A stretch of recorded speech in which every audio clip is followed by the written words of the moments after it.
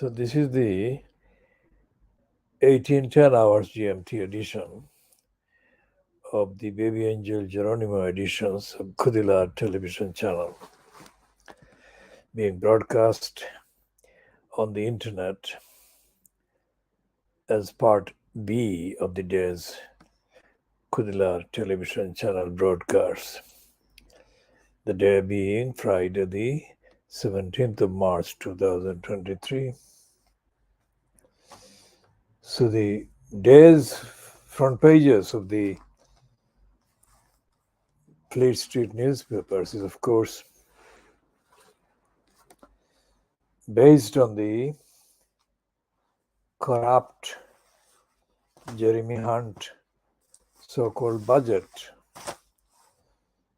and it's an electoral budget. That is to say, all kinds of pretense concessions to the existence of society are made, and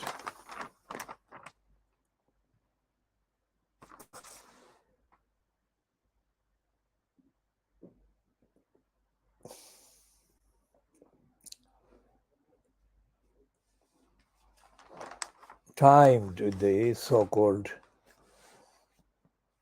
settlement of the nurses' strikes, because the nurses' strikes apparently going to be averted because of the 5% offer made by the Sunak regime. Now, this is markedly different, very different in terms of rhetoric from the line and approach of toxicity represented by the corrupt Liz Truss and her ilk. To what extent this will be sustainable, of course, depends on many critical factors, including the warmongering role being played by the far-right fascists, posing as opposing Vladimir Putin's excursion into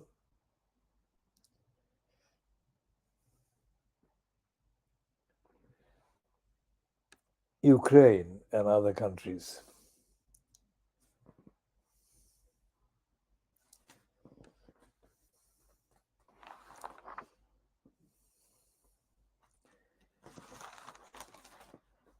And the fact that Sunak is still committed to the fascist project against the vulnerable refugee and asylum seekers is not to be treated lightly, because Sunak, a complete and utter stooge of the right and the fascists, is pretending, and on a pretending kind of platform. So these are the headings, and we shall be updating on these as and when a breaking event takes place.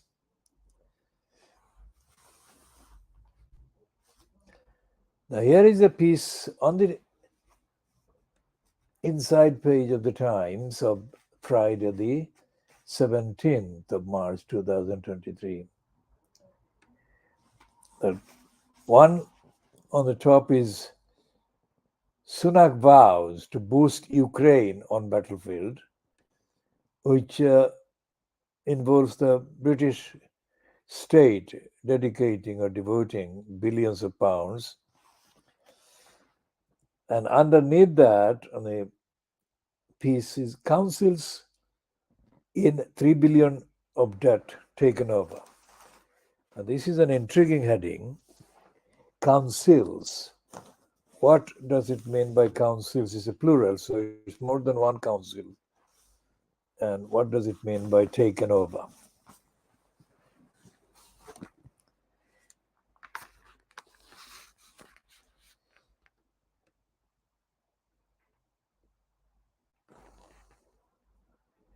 So it's one is in Essex and the other is in Croydon. The two bankrupt councils are being put into special measures, with the government in effect taking full control of these operations. Lee Rowley, a local government minister, said Thurrock Council in Essex and Croydon Council in South London were not complying with their best value duty despite jointly racking up debts of more than £3 billion.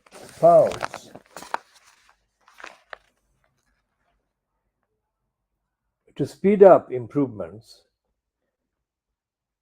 Lee Rowley announced the appointment of a managing commissioner, a de facto chief executive at Thurrock, and a panel to direct the running of Croydon Council.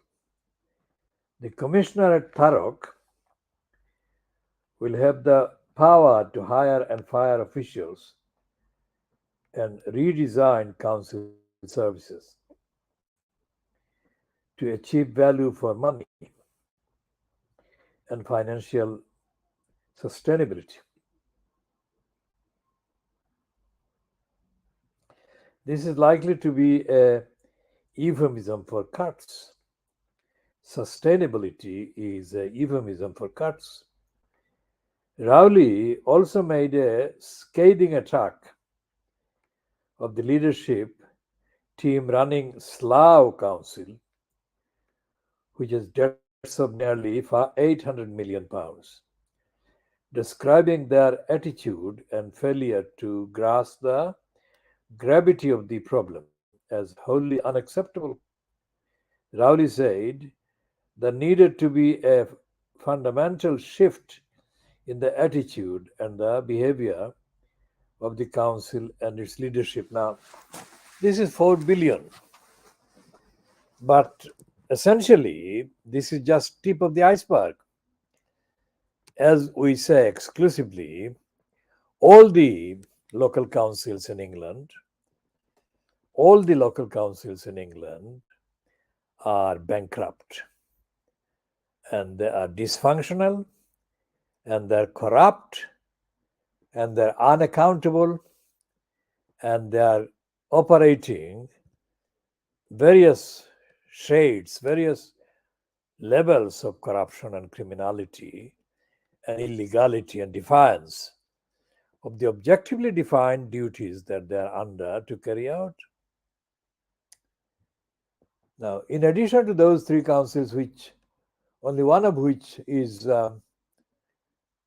lumbered with the executive mayor, which is Croydon, the ones in London lumbered with the executive mayor regimes, Hackney, Newham, Tower Hamlets, and Lewisham. All of these councils are corruptly operated and are unsustainable and not delivering the due service to the community they're supposed to serve. Now, we'll come to these corrupt councils after looking at this creepy, cringe-making crook and liar and racist Quentin Letts doing a thing under the heading Prophet Blair preaches to a dwindling flock. Now, why is the Times running this thing that shows that Tony Blair is a crook and a liar? Is saying that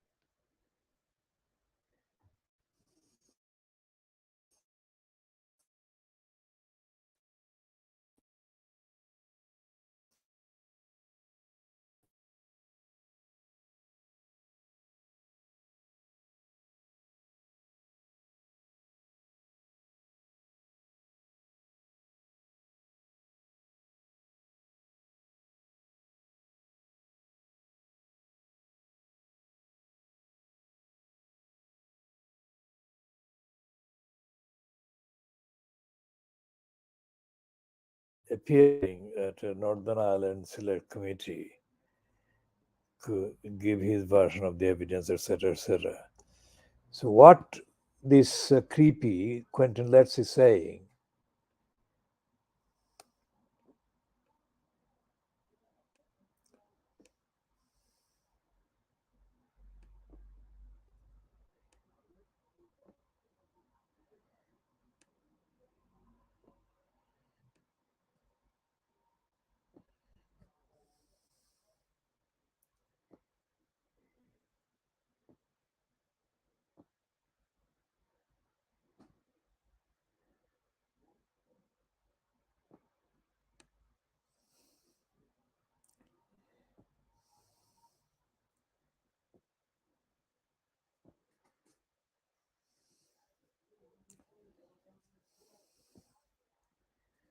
so it's a complete typical garbage by Quentin fucking Letts. One creep talking about another creep.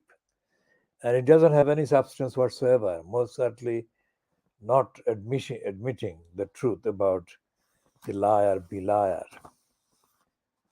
But essentially, this is treated as a signal that Tony Blair is not the center of attention, really, except his own pretensions.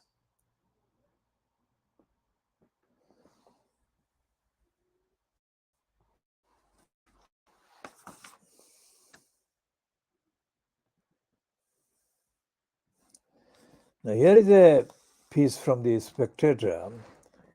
Well, Spectator's political editor, Katie Ball, saying Labour sees lessons learned on how to eject a tired government.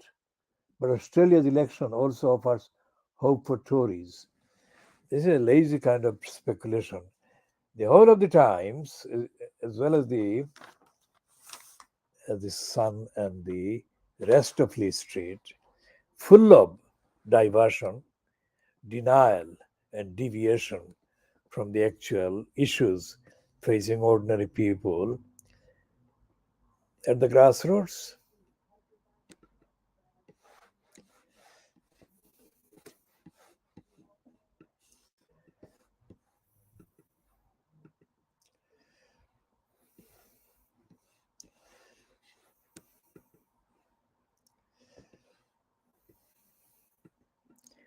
There are two items of update on the issue of Pakistan and Imran Khan. Imran Khan is due to appear in court tomorrow, that is Saturday, the 18th of March, 2023, in connection with allegations against him about the sale of government properties that actually were gifts. Now, whatever the ultimate outcome or result of this series of pathetic accusations against Imran Khan, the allegations are made up.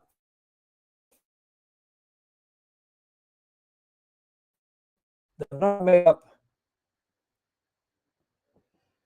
but they're made up in kind of substance. So this is the update item on the. It says, Mariam wants Pakistan government to treat Imran Khan's PTI as terrorist organization. Now this is a Sikh woman, isn't she? I mean, it doesn't deserve to be even condemned at length. It is that bad. She is really desperate. She is not the daughter of Nawaz Sharif, the Mariam. This Mariam, or this is the daughter of the Nawaz Sharif. She is the Vice President. Mariam Nawaz Sharif has asked the federal government of Pakistan to treat former Prime Minister Imran Khan and led PTI as a terrorist organization. I mean, where do you begin? This shows the desperation, really. The way the government, the state, deals with a banned organization, a terrorist organization, Imran Khan should be dealt with in the same way. Thinking of it, that is the PTI, as a political party, and dealing with it as a political party needs to end, she was quoted as saying by Dawn News. She said that the PTI chairman Imran Khan was now amenable to talks with the government after all his tactics had failed. The government should deal with them in the same way it deals with terrorists, she said. She made the comment at a time when Imran Khan was resisting his arrest in the Toshakana, is it Toshakana? That is the main issue, the headline. And let's check on the Toshakana thing. What does it mean?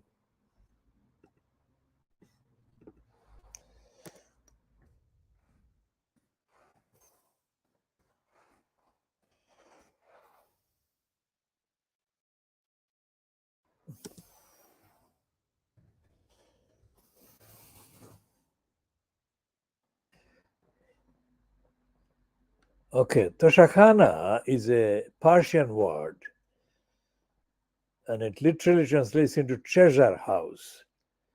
In Mughal ruled India, a Toshakana was a place where princes stored gifts and emblems of honor that they received for their posterity, an archive of objects whose origin and receipt embodied the prince or princess status and honor. Under British colonial rule, officials of the East India Company were not allowed to accept diplomatic gifts, often weapons or jewels, known as khilat from Indian or Middle Eastern rulers and their subjects. When procedure required that the officials received such a khilat, the official would deposit it in the company's treasury, Toshakana. The objects were later used for exchange. Well, it should be to exchange gifts with other rulers when it was deemed appropriate to enter an exchange of khilat.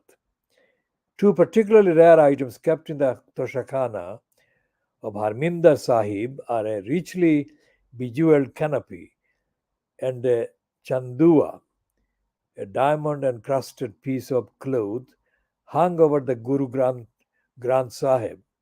The cost of the artifacts was pegged at rupees 200 crore, present from the Nizam of Kingdom of Hyderabad to Maharaja Ranjit Singh, who reportedly considered too lavish a gift, sent it to the Harminder Sahib and a Chandanda Chawar fly whisk made of sandalwood fibers, which took years for Haji Muhammad Maskeen, a Muslim craftsman, to prepare. Several countries have toshakhanas. In India, as per protocol, all gifts received by the Prime Minister and other officials from overseas have to be deposited in toshakhana for evaluation and all the rest of it. Now, this allegation against Imran that he was corrupt and corruptly held items or one item is a made up allegation. Why? Because there are far more significant and serious issues to discuss and debate and to actually litigate than to focus on this Toshakhana contents, whatever the values. So we shall be hearing more about this appearance that is now certain that Imran Khan will make before the court on Saturday, because the police's attempts to arrest him have been declared not valid, and the court has ordered the police to stop the attempts to arrest Imran Khan. That has actually produced a kind of reduction in the tension between the police and the Imran Khan party and Imran Khan himself. The government also is expecting to repeat all the allegations against Imran Khan during the hearing. How long it lasts depends on all kinds of bureaucratic and other factors.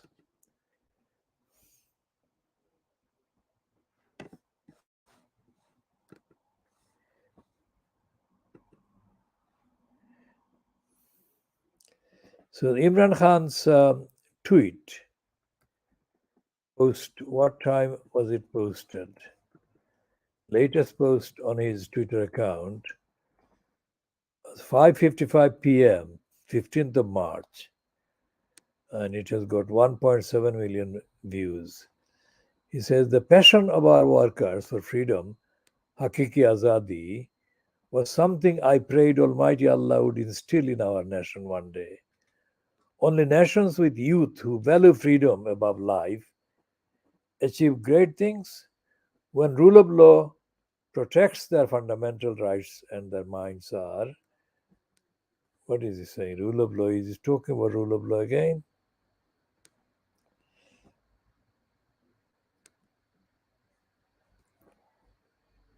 Unshackled from an inferiority complex, the soar above humanity as the great Iqbal envisaged in the concept of his Shaheen.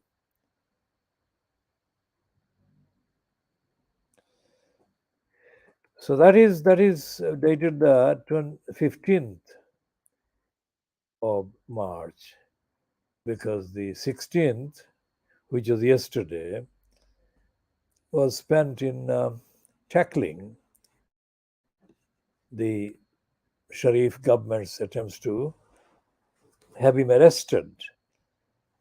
And during the last 24 hours, the court has ordered the Sharif government, the police, to stop trying to arrest him.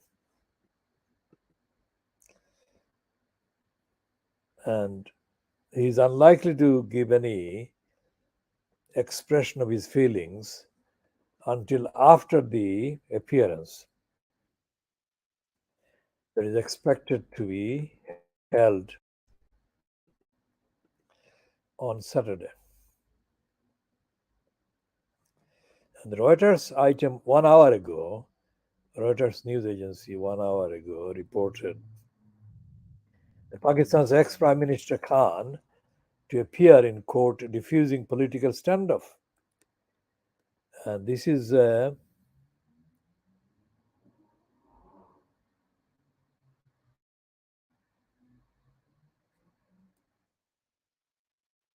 picture of his supporters.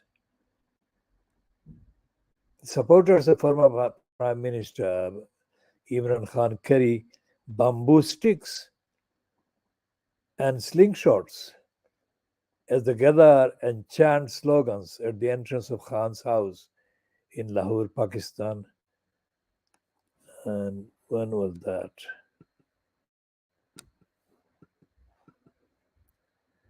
Lahore, Pakistan, March 17th. Pakistan's former Prime Minister Imran Khan will show up in court on Saturday, his lawyers say, diffusing a volatile standoff between his supporters and security forces who have tried to arrest him for evading legal proceedings. That is absolute lie, because Imran Khan had been preparing to personally appear in court on the 18th or thereabouts always. Khan's decision came after the High Court in the capital Islamabad cancelled an arrest warrant it issued for the former cricket star after he reportedly failed to attend hearings on charges that he unlawfully sold state gifts given to him by foreign dignitaries when he was prime minister. That is the Toshkhana.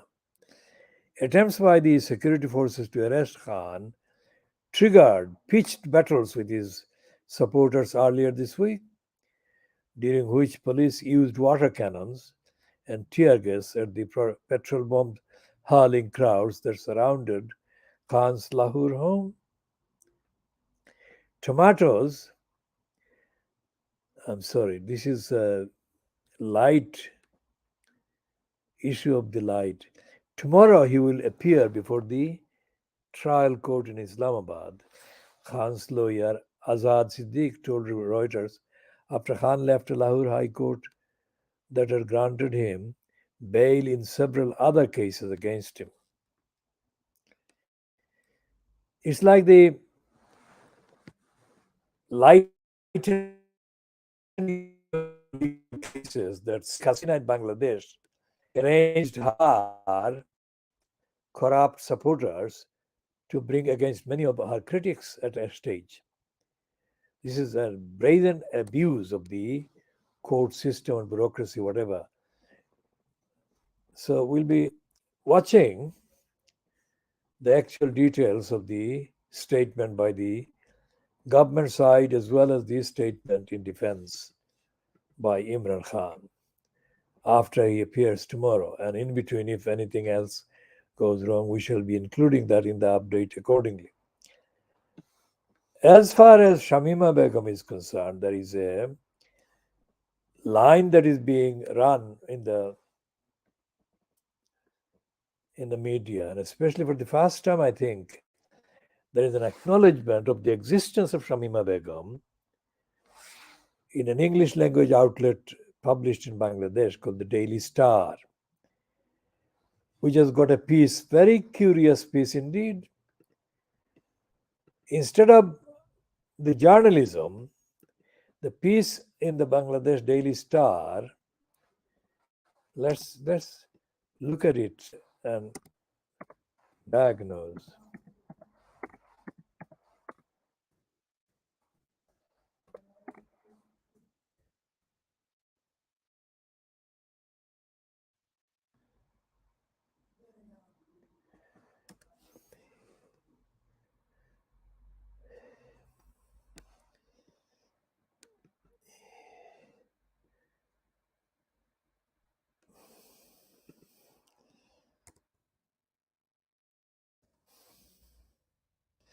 This is the one that I'm talking about a day ago, that is yesterday. And this is very curious indeed. Human rights concern about the statelessness of Shamima Begum. and it's written by Tasmeem Jahan Niha.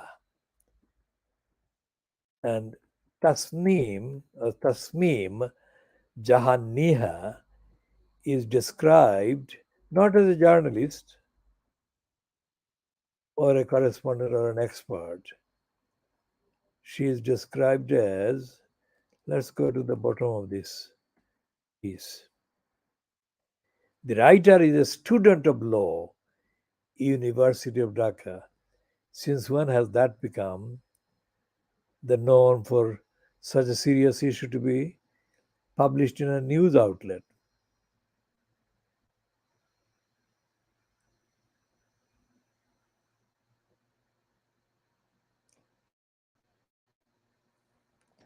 And in this piece, which is on the dailystar.net, there are several references to the United Nations. And the 1961 convention. The United Nations has two major conventions on statelessness. The 1961 Convention on the Reduction of Statelessness and the 1954 Convention relating to the status of stateless persons.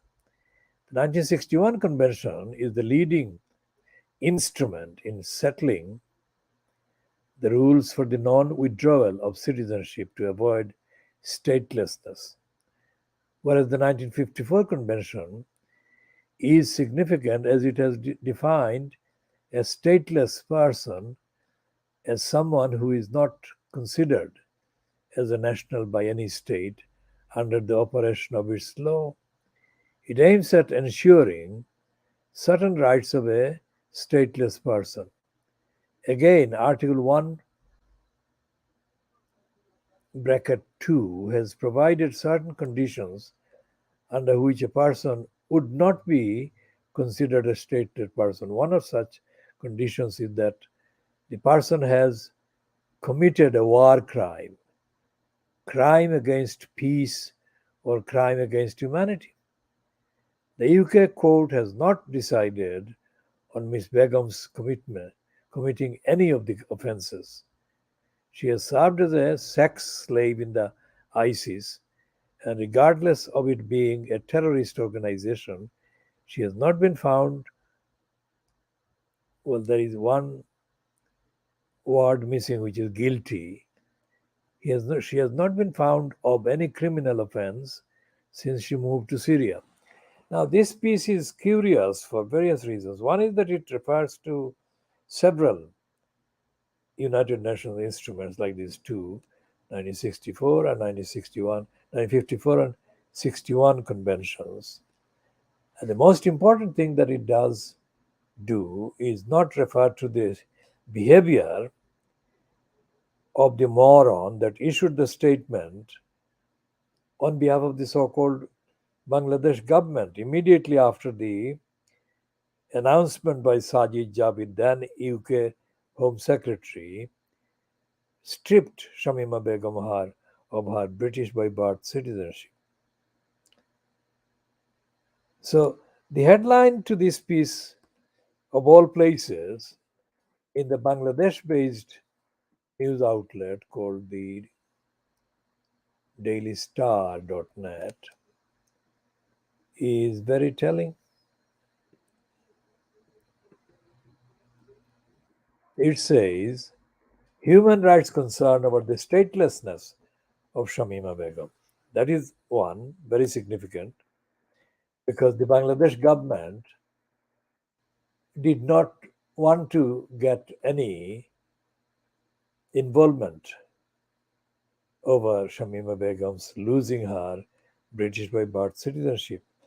In fact, she was said to be liable to be murdered by the Bangladesh government if she attempted to enter Bangladesh. That is what the line was that the Sheikh Hasina regime stooge stated. So it doesn't talk about the Bangladesh government's role at all. talks about with the quashing of the citizenship of the former IS bride Shamima Begum. Now, this is absolutely, completely stupid. If she was a sex slave, how was she a former ISIS bride, you fucking morons? In any case, this is not written by the student of law.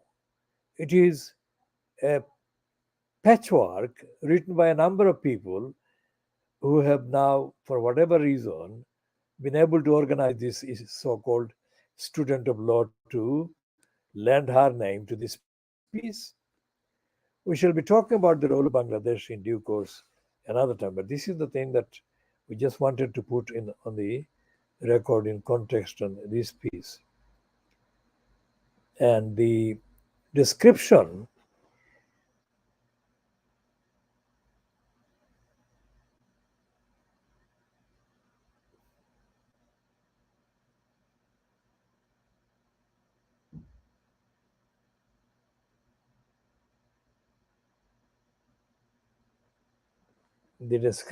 of Shamima Begum, by referring to the UK courts and UK government behavior and leaving all references to the Bangladesh government's behavior, all references to the Bangladesh, although she is not a Bangladesh she citizen, both her parents are Bangladeshi born, is stinking proof that this whole thing about about Shamima Begum by the Daily Star.net is corrupt from the start go. And it's a confection. We shall be examining more evidence of the Bangladesh government corruption, so-called media corruption, and complicity with the corrupt regime of Sheikh Hasina's in due course in later editions.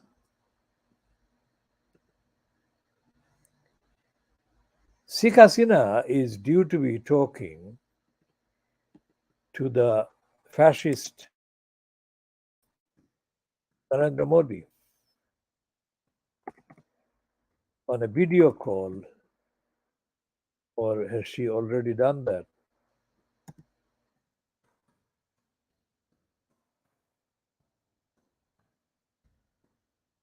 Let's see what is happening there.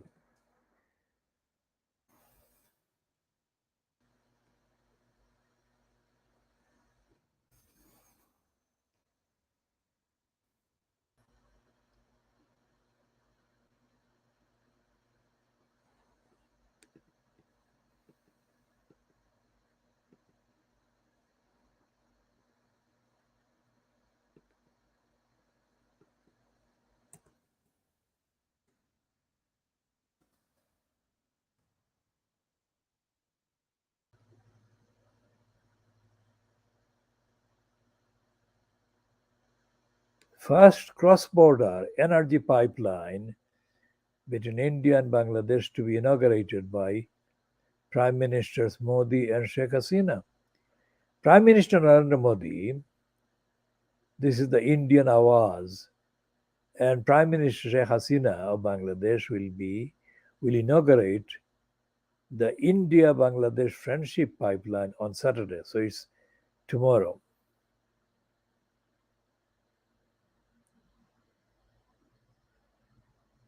And these are all,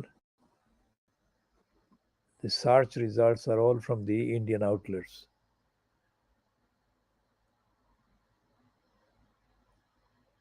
It's a diesel pipeline on 18th of March.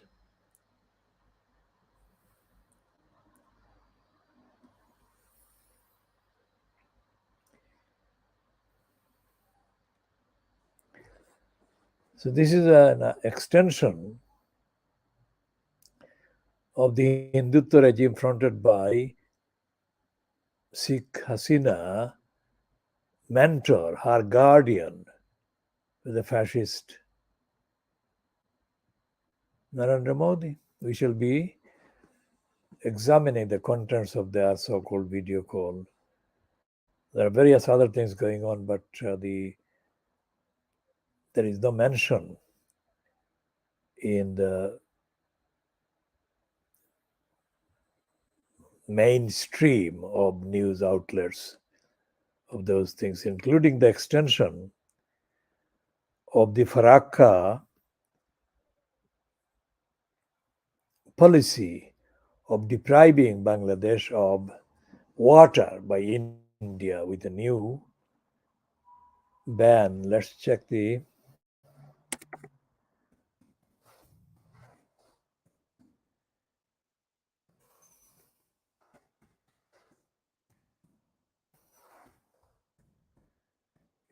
Tista River, I think.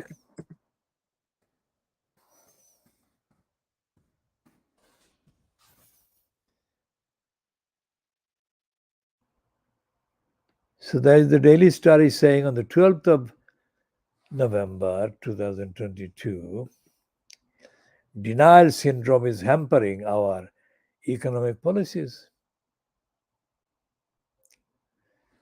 So the Dhaka Tribune is saying on the 11th of October, Tista and other northern rivers rising rapidly. Now, what this means is that the same tactic and strategy used by India on the Farakka barrage is being extended by India, covering the Brahmaputra and the Ganga rivers.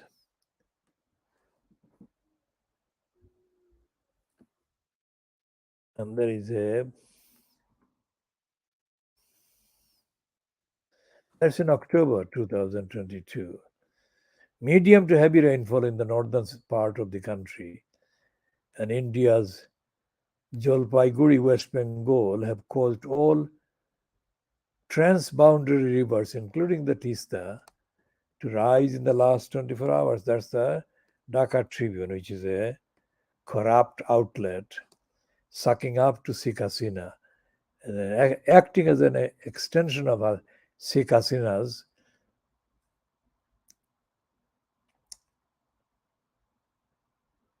servile role in relation to the Modi fronted regime in India. Because this piece, although it says that the rivers are rising, it circumvents, it actually contradicts the heading by saying that the authorities, that means Sheikh Hasina, as dictated to by Modi's regime, saying that this rising of waters, the rivers, may not cause flooding. So even if flooding is suffered by the people, the Sheikh Hasina regime is staging a denial as per the servile agreement she has with Narendra Modi. And it goes on.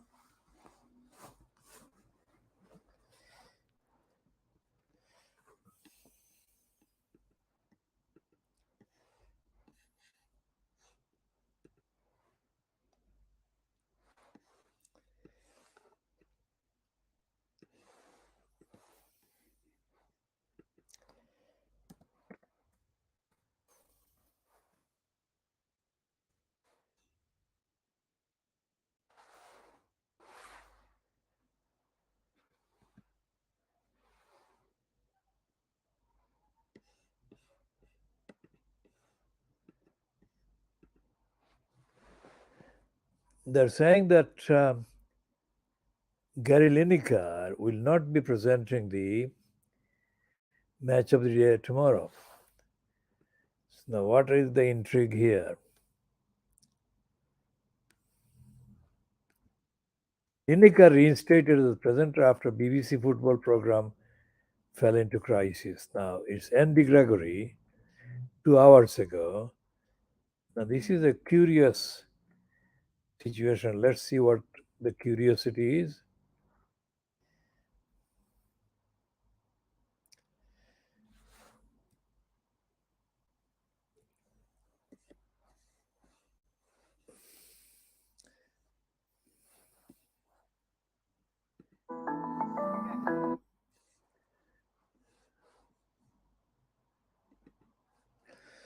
Match of the day viewers hoping to see Gary Lineker back at the helm of the Saturday Night Highlights program will be kept waiting a little longer, following the BBC row over his criticism of government policy on asylum seekers. BBC sports programming fell into crisis last weekend after the presenter of the 24 years after the presenter of 24 years was asked to step back from Match of the Day, prompting his fellow presenters, pundits, and commentators to withdraw their own labor in solidarity.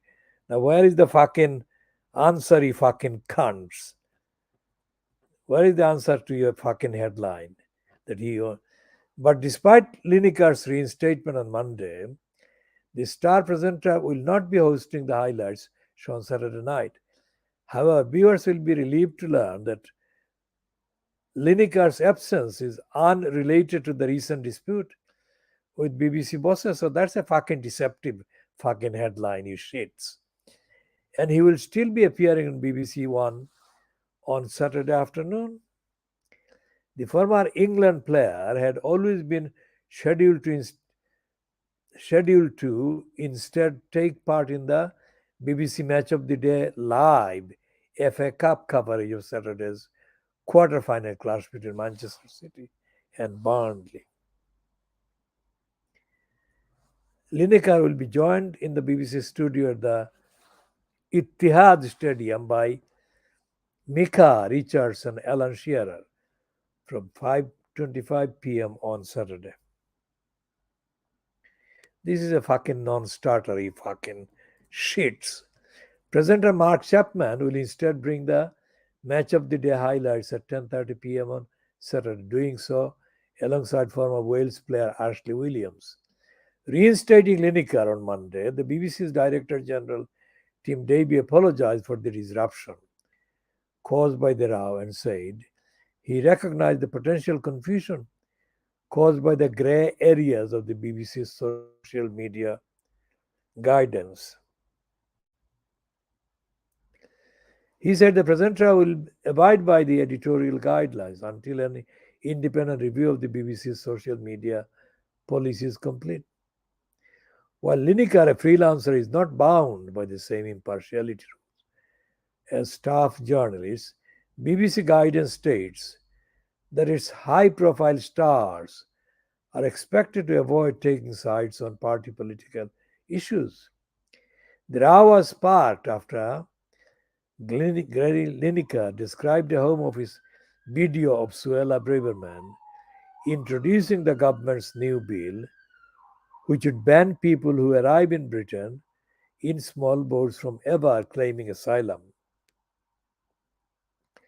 in the UK as beyond awful. There is no huge influx, Lineker wrote on Twitter. We take far fewer refugees than other major European countries. This is just an immeasurably cruel policy directed at the most vulnerable people in language that is not dissimilar to that used by Germany in the 1930s. And I'm out of order. This is a question mark.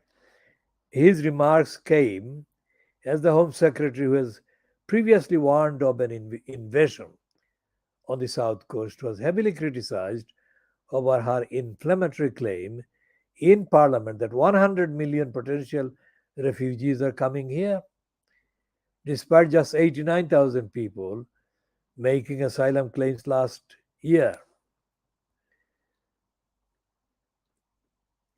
In a series of tweets on Monday, Lineker said, after a surreal few days, I'm delighted that we have navigated a way through this. I want to thank you all for the incredible support, particularly my colleagues at BBC Sport, for the remarkable show of solidarity. Football is a team game, but their backing was overwhelming. I have been presenting sport on the BBC for almost 3 decades, and I'm immeasurably proud to work with the best and fairest broadcaster in the world. I cannot wait to get back in the Match of the Day chair on Saturday.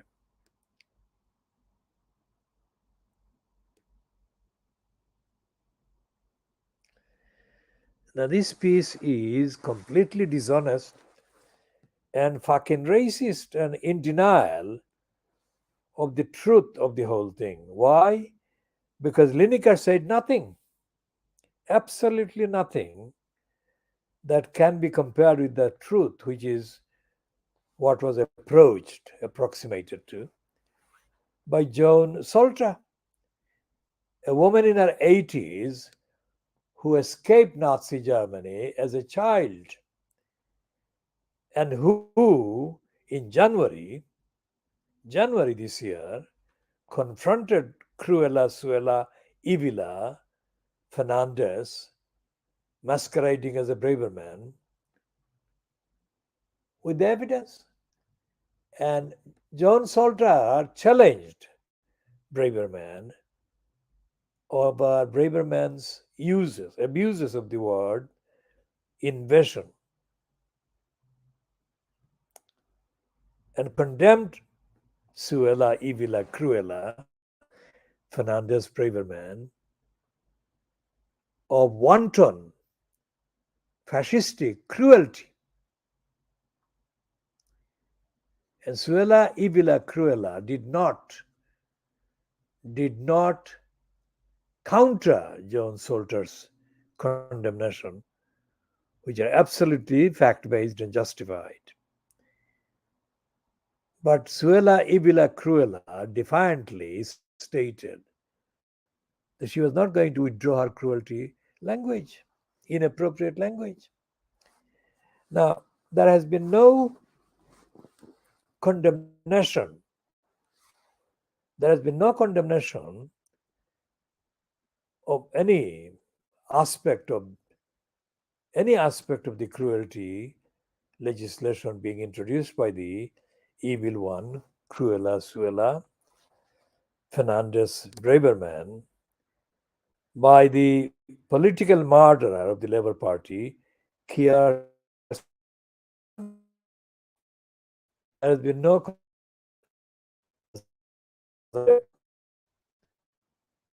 from Yvette Cooper, who is supposed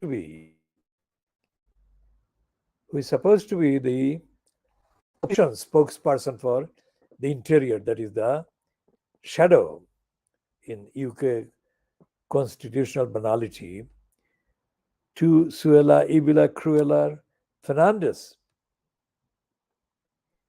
And there has been nothing. There has been absolutely nothing from the so-called left of center outlets in the British media. Yet the records show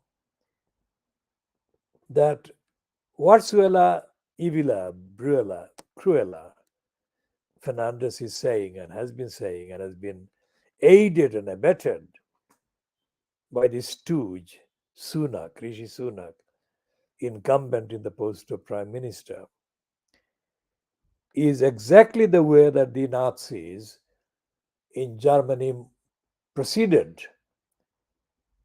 First, they dehumanized the targets of the Holocaust, dehumanized them by using severely dehumanizing, untruthful, belittling, insulting language against the Jewish people and the trade unionists and other critics of the Nazi regime. And then once they had succeeded, to use the phraseology used by John Salter, once they had succeeded in turning ordinary neighbors in German population against their neighbor Jewish people and targets, they knew that they were ready to carry out the plotted agenda of Holocaust, which they completed and they proceeded to do without any evidence that they were remorseful or regretting. That is the reality of what happened. And that is what Joan Soltra, let's check if you can access her piece on The Guardian. That is what she wrote as an opinion in The Guardian on the 17th, Tuesday, the 17th of January 2023. Let's check if John Salter's piece is accessible.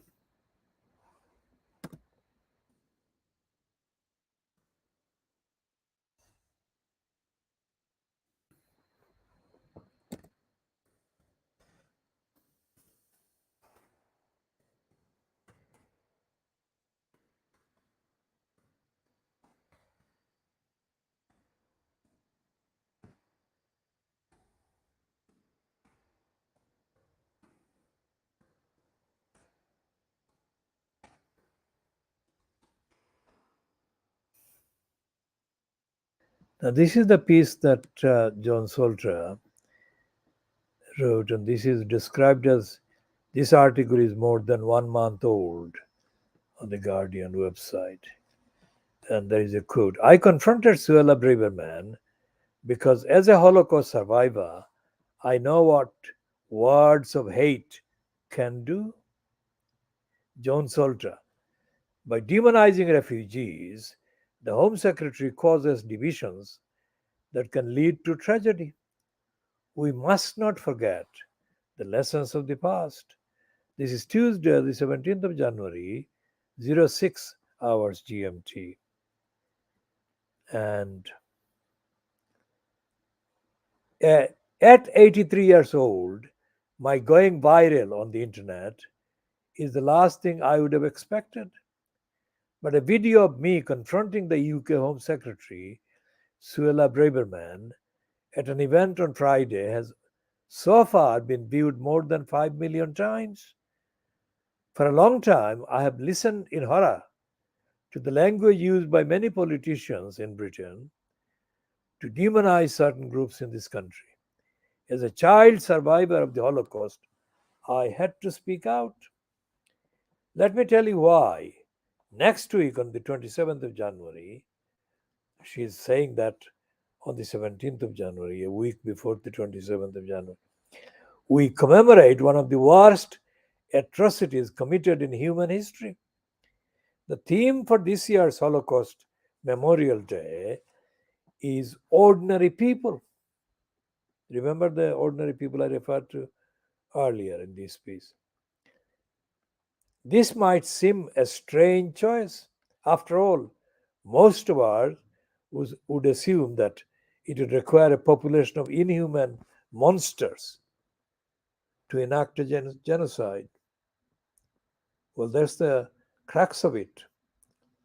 Because the ones that carried out the genocide would not be otherwise describable as monsters. They were ordinary people. But in reality, these horrific acts were carried out by one group of ordinary people against another. The Holocaust began in a country where Jews and non Jews had lived together in peace for generations.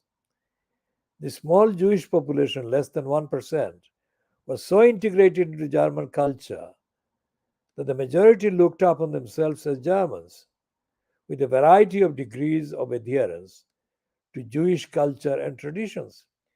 So, how did this relative harmony turn to hatred in such a short period of time? Through the use of language, the language of hate and division. This was the method used by the Nazis to turn ordinary people who went home each night to their wives and children into the monsters capable of marching millions of Jews and other minorities, people just like them, into the gas chambers. It is what enabled ordinary soldiers to return to their wives and children, satisfied that they were protecting their country from social problems caused by people whom their government had convinced them were less than human.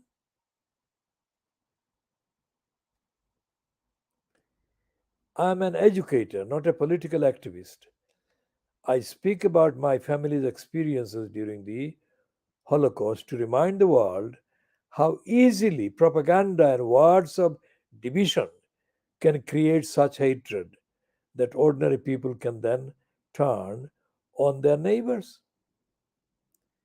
So when I hear the kind of rhetoric being used by our politicians against desperate refugees trying to make their way to safety here because they see the UK as a welcoming place for them to settle and bring up their children, I'm concerned by how quickly we have forgotten the lessons of the past. During the event on Friday in Beverman's constituency, she spoke eloquently about the role of the Home Office in keeping this country safe. Her audience listened attentively as she told them that so many problems facing our country, from housing shortages to NHS waiting lists, were caused by illegal immigrants. It was up to her government, she claimed, to resolve this by deporting the problem.